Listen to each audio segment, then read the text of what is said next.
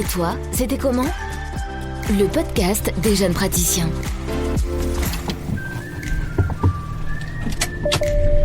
Je m'appelle Tiffany Cellerini Santiago. Je suis infirmière diplômée depuis 4 ans actuellement et ça fait environ 1 an que je suis infirmière libérale remplaçante. Ici, on est dans le 11e arrondissement de Marseille où je fais actuellement un remplacement d'une collègue qui est en congé toute la semaine. C'est une semaine avec un petit peu plus de travail, mais c'est comme ça dans notre profession. Là, je suis sur ma tournée qui est à peu près composée d'une 30aine à une 40aine de patients par jour. Ça varie bien entendu, on a parfois un peu plus de travail, parfois un petit peu moins. Tous les jours ne sont pas les mêmes. Avant, je travaillais en milieu hospitalier, j'étais salariée. J'ai travaillé en pneumologie. J'ai ensuite changé de service et je me suis orientée vers un service de réanimation cardiovasculaire qui correspondait en fait à mon projet professionnel. Donc j'ai fait quelques temps dans ce service-là avant de changer et puis de me mettre à mon compte. Et aujourd'hui, je suis infirmière libérale remplaçante. Alors, passer du milieu hospitalier au secteur libéral fait un petit peu peur au départ, puisqu'on n'est pas vraiment préparé à ça. On se lance un petit peu vers l'inconnu, mais après, mon expérience et mon parcours professionnel m'a amené à faire un choix. Et c'est à cette occasion que j'ai sauté le pas et que je me suis lancée en tant qu'infirmière libérale. On peut dire que le Covid a été un déclencheur. J'ai vécu la pandémie de Covid-19 dès ses débuts, donc en secteur hospitalier. J'ai vu beaucoup de choses, j'ai vécu le pire comme le meilleur. Et à un moment donné, j'ai eu des doutes, peut-être comme la majorité de mes collègues soignants. Et j'ai souhaité donner une nouvelle impulsion à ma carrière. Et c'est à ce moment-là, finalement, que peut-être par hasard ou pas, j'ai une personne dans mon entourage qui avait besoin d'une remplaçante en tant qu'infirmière libérale. Et puis je me suis dit pourquoi pas. Et j'ai entamé les démarches pour pouvoir effectuer des remplacements en tant qu'infirmière libérale.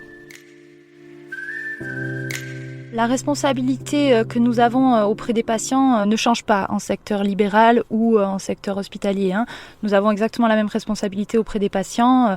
À ce niveau-là, c'est un invariant.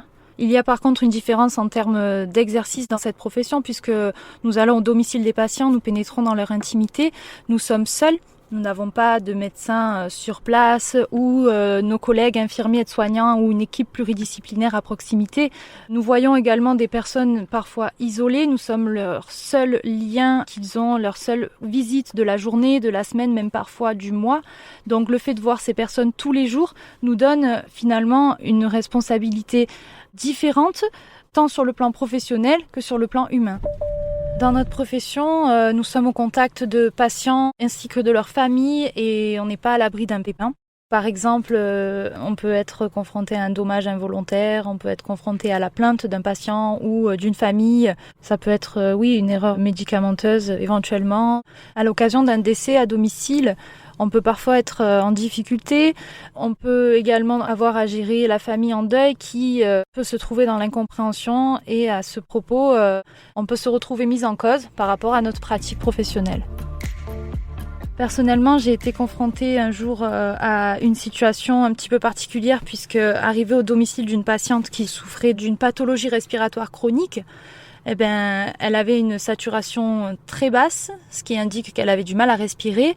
Et cette dame qui était à ce moment-là sous oxygène était en détresse, donc j'ai appelé les secours, le SAMU, qui sont venus.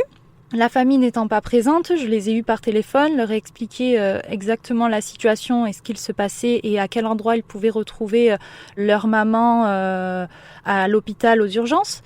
Ensuite, ce qu'on a appris, c'est que cette dame souffrait d'une pneumopathie sévère, a été traitée et prise en charge plusieurs semaines à l'hôpital. En revanche, quelques mois après, on a été contacté par la famille qui se demandait pourquoi j'avais appelé les pompiers pour cette dame qui allait très bien. Donc là, nous pouvons être désemparés face à une incompréhension de la famille vis-à-vis d'une situation qui, par rapport à mes connaissances et à mon expérience, était critique. Donc à ce propos, on a besoin d'un conseil adapté, on a besoin d'être soutenu, tant sur le plan financier que juridique, également sur le plan émotionnel. Donc tout l'intérêt pour nous est d'être bien protégés Mais l'enjeu est de pouvoir sélectionner un assureur partenaire en qui on peut avoir confiance. À la différence du milieu hospitalier, nous avons la gestion des charges en tant qu'infirmière libérale. Ça fait partie du métier d'indépendant et du métier d'infirmière libérale.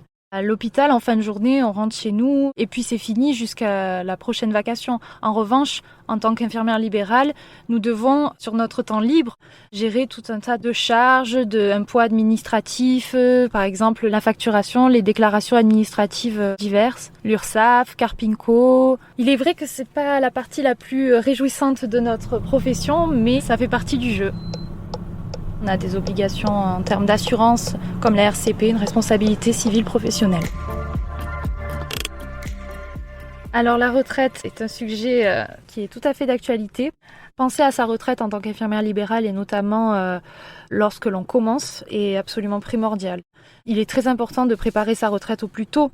Plus tôt on cotise, moins les sommes seront élevées pour se composer une retraite convenable. Et en complément de la retraite, il faut également avoir une prévoyance puisque en libéral, on ne peut compter que sur nous-mêmes. Donc en cas de maladie, on peut bénéficier d'indemnités journalières qui nous permettent de compenser notre perte de revenus et aussi continuer à payer nos charges. La prévoyance nous couvre également en cas de longue maladie ou d'invalidité. En commençant mon activité de libérale il y a 1 an, j'ai dû tout apprendre dès le début et auprès de mon assureur, j'ai pu bénéficier de conseils adaptés et aussi d'un aiguillage qui a été pour moi primordial lorsqu'on débute en tant que libéral et notamment par exemple pour trouver un comptable ou pour toute autre question, pour tout autre besoin, mon assureur était là pour répondre à mes questionnements. Ce que je peux dire à ceux qui débutent, c'est que c'est pas facile, surtout au démarrage, avec beaucoup de paperasse administrative, mais il est important de s'entourer de personnes de confiance, de prendre tous les conseils et n'ayez pas peur, ça vaut vraiment le coup. Allez, faut que j'y retourne, il est temps de reprendre la tournée de l'après-midi. J'ai environ une 15aine de patients à voir, c'est parti. Et toi, c'était comment ? Le podcast des jeunes praticiens avec la médicale.